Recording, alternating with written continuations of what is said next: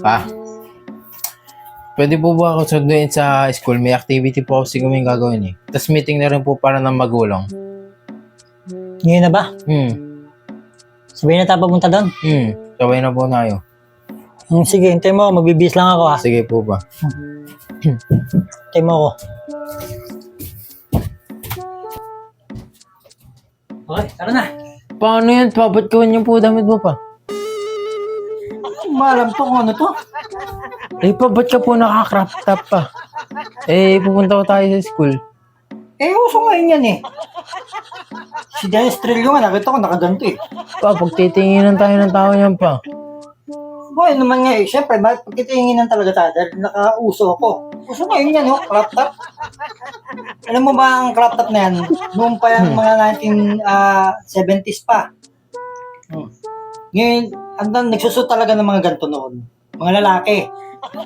Tapos na-convert lang sa iba kaya naging uso, nagustuhan ng mga babae. Sinut ng mga babae, parang pambabae. Pero ang totoo, ang nagsusot talaga ng mga crop top noon, mga lalaki talaga. Pa, yung mga nagsusot ng crop top, yung mga macho, pa, hindi ka naman po macho. Kailangan pa ba magkaroon ng six-pack Pwede. Six-pack eh. Ilagay ko lang po kasi nasa bahay pa eh. Okay naman to ah. Ipag pa ako. No, tara na. Bakit? Pa, palit ka na po kasi ng damit. Bakit naman ako magpapalit ng damit? Ang ganda nga sa ko ah. Uso ngayon yan. Dapat nga ikaw nagkakarap top ka lang. Mas maganda magpalit ka, mag-crop top ka rin. Ayoko po pa. Pa, pupunta ka po sa school, nakaganyan ka pa. Naman yung nakaganto ko, uso naman tong crop top ngayon. Pa, huwag ka na walang po susunod sa uso. Bakit naman? Pa, di po bagay. Pa, di naman po bagay sa'yo eh. Bagay sa akin? Di po bagay sa'yo pa.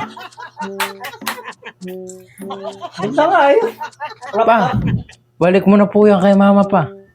Baka hanapin po yan ni mama mamaya. Hindi lang magka-crop top, ayaw mo pa. Ikimama rin po yan eh. Tapos pa, huwag ka na-repost naman sa trending. Pwede na. Talaga to, minsan lang magka-crop top, ayaw mo pa. Okay naman Pa, sa school tayo eh. Pwede naman masisip Ang weird tayo. yun. Kala nga, sige, magpapalit na nga lang ako. Ayaw mo.